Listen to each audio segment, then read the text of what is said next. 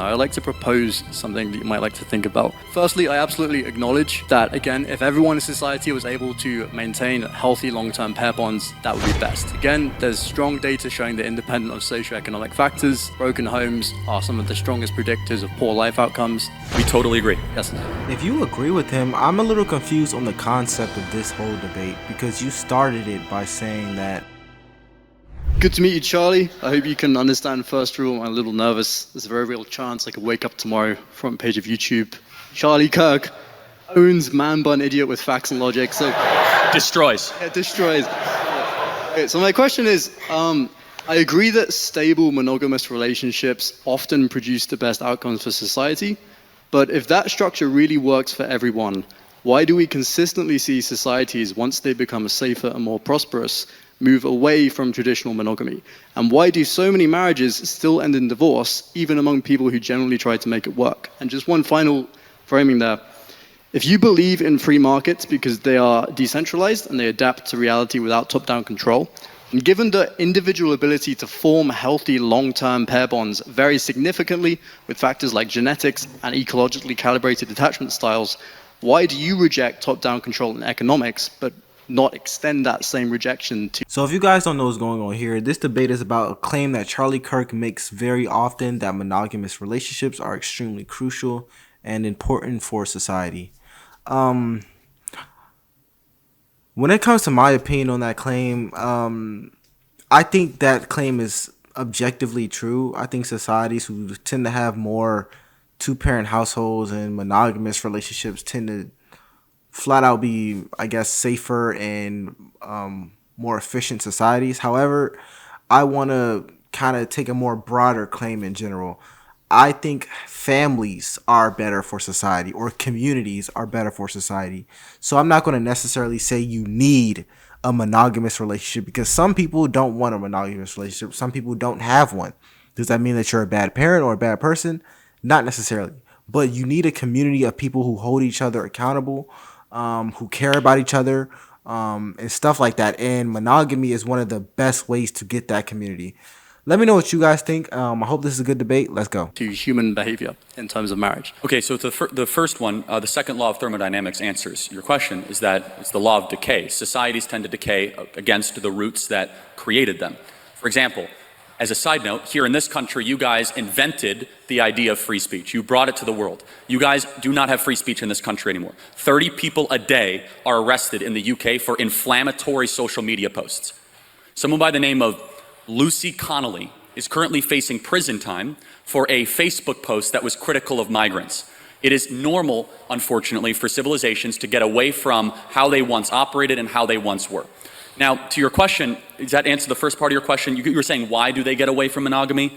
I want to make sure I'm answering your question. I would say I don't feel that that's a full answer. Okay, so you're asking why do they get away from what works? Is that correct? Yes. Well, why do societies make this change once they become more prosperous? Oh yeah, okay. I mean, because prosperity leads to degeneracy, for sure. That would be the answer. Yes. And so once you are prosperous, you tend to no longer have the moral guardrails or the limitations. Let's just say you no longer have delayed gratification because you have instant gratification, because you have a surplus of goods, and then you have a decline of a transcendent moral order. The second part of the question, can you remind me, please, what the second question was? About markets? Yeah. Oh yeah, okay. Well, for example, I believe in intervention in markets if there is something that is improper morally. So for example, I do not believe that you should be able to scam your neighbor or have misleading advertising, because I believe in a transcendent moral standard, and the same goes for my personal views on marriage. Okay, so I think we largely agree on the foundation. I would like to propose something that you might like to think about. So firstly, I absolutely acknowledge that, again, if everyone in society was able to maintain healthy long-term pair bonds, that would be best. Again, there's strong data showing that independent of socioeconomic factors, broken homes are some of the strongest predictors of poor life outcomes. We totally agree. Yes. And even, I'm not sure if many people here are aware of this, but If you agree with him, I'm a little confused on the concept of this whole debate, because you started it by saying that, or bringing up the claim of Charlie Kirk's stance on monogamy and his stance on relationships in general, but you just said that you agree with him. I actually don't even think his stance on that is even that conservative or that crazy to say. It's just the truth. It's just the truth. More monogamous homes lead to better outcomes. For one, you have more money in the home. For two, a home that doesn't have a father in it is one of the biggest predictors on financial instability. It's one of the biggest predictors on jail time and miseducation. So it's not even about what you think or feel about it. It's just the truth. I do want to know where the student will go with this debate because at this point, I don't really know. If you track, as countries become more socially egalitarian, somewhat surprisingly, rates of female depression and anxiety also spike disproportionately. So I think one of the problems here is that when you try and impose moral absolutism, inevitably, again, due to variance in attachment issues, due to industrialized culture, absent parents, screens, raising kids, around 50% of adults in the West develop attachment disorders, which make it very difficult to maintain long-term pair bonds. And then additionally, you have things like variation in oxytocin receptors, in density and shape, also in vasopressin. There are going to be, even if there's 5% of people who feel that these rules really do not fit them, they will push back. And this will create ideologies that then grow into more wider appealing ideologies, which then lead to the change. I think this is what happened in the sexual revolution. It started with a push for female autonomy, and then it was almost morphed into a really exaggerated expression of pushing for maximizing individual freedom. And I think that when you try and impose moral absolutism this way, it just inevitably causes pushback. And I think if you were to, as someone with a platform, instead say, hey, monogamy is great, it works best for most people, but I also understand there are some people it doesn't work so well for, more people would hear the message that you want to push.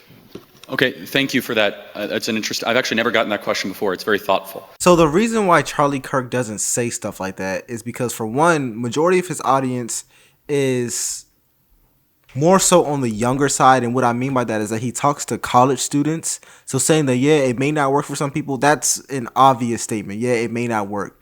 But what he's trying to do is push them in the right direction. He's trying to push them in the direction of monogamy.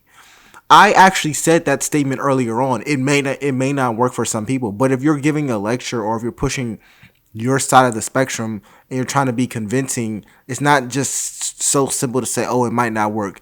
It would actually make more sense to just say, you need to strive for this. You may fall short. Some people do, but it's fine. As long as you're striving for this or that type of community, your life will be better than most. You were to, as someone with a platform, instead say, hey, monogamy is great, it works best for most people, but I also understand there are some people it doesn't work so well for, more people would hear the message that you want to push.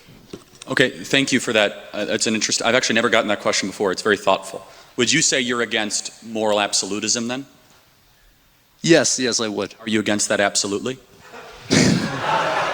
No, I'm very open to having my mind changed. And so it's not an absolute thing? Well, I'm against moral absolutism. Are you against moral absolutism? Absolutely. No. Okay, so then you're consistent. So I think it's all just kind of. It's preference, not. It's about preference. Then you could just basically do whatever you prefer. There is no transcendent moral order.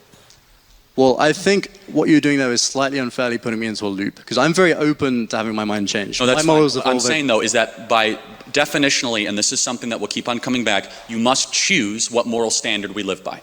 I'm very clear as to what moral standard. The lie of the West, of modernity, the last 30 years, is that we're going to have you live and let live and there will be no moral standard. That itself is a moral standard, and it's a really bad one. And to your point, that yes, it creates more suffering, it creates more despair. And no, I disagree with what you say, and I respect the heart of which you're saying it. I will say that I have a moral obligation not to accommodate when people fall short, but instead try to lift them up towards the standard that is true and that I know that works. So where I'd push this is I'd ask you describe people falling short when they fail to engage in long-term monogamy. What do you think causes that? Why do you think some people struggle? Many reasons. Economic is one of them, but the biggest is the death of religion and the death of Christianity in the West.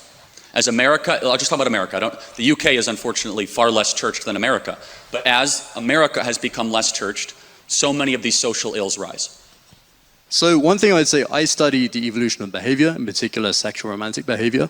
If you track all the different hunter-gatherer cultures that we can study, and we track how agriculture shapes things, you see that ecological conditions really reliably predict the prevalence of monogamy, certain marriage systems.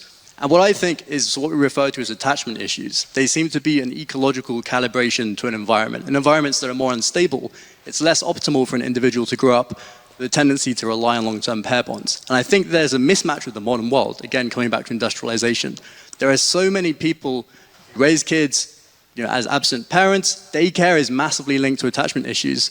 This then causes people to struggle to bond long-term. And then again, coming back to the genetic part, there's again real research showing that especially vasopressin mutations and oxytocin mutations, some people really just do not have the proclivity for this. What brings stability?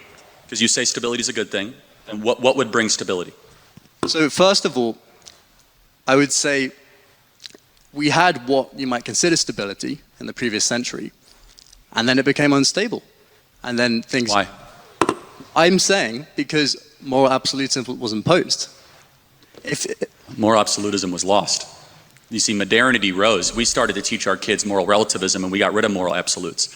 So it's the opposite. So why was it lost? Was it lost because people stopped pushing from top bringing down? this question to a close. Why was it lost? That's a question for far smarter minds. I can only tell you that it was. In America, it's honestly one of the worst decisions, not just worst ideas ever, which is modern feminism, largely from Betty Friedan's feminist mystique, which acted as if every woman who's in a monogamous marriage in the States is in some sort of tyrannical environment. And it has led to the women of the West being the most miserable, most depressed, most suicidal, most prescription drug addicted cohort on the planet. And I think we need to appropriately challenge feminism and tell young women that it's okay, in fact, it's courageous to get married and have children. So let me know who you guys think won this debate. I don't think the student was even... I think he lost the debate. The student lost. Charlie Kirk made more sense to me in this debate. The student actually agreed with Charlie Kirk on a big stance. I guess he just didn't agree that Charlie Kirk didn't add any nuance to his marital takes, or he didn't add any nuance to his nuclear family takes, which is, I guess, a fair critique. But at the end of the day, the heart of his stance still stands to this day. Nonetheless, my name is LFR Jojo. Let me know what you guys think about this discussion, and I'll see you guys on the next one. Peace.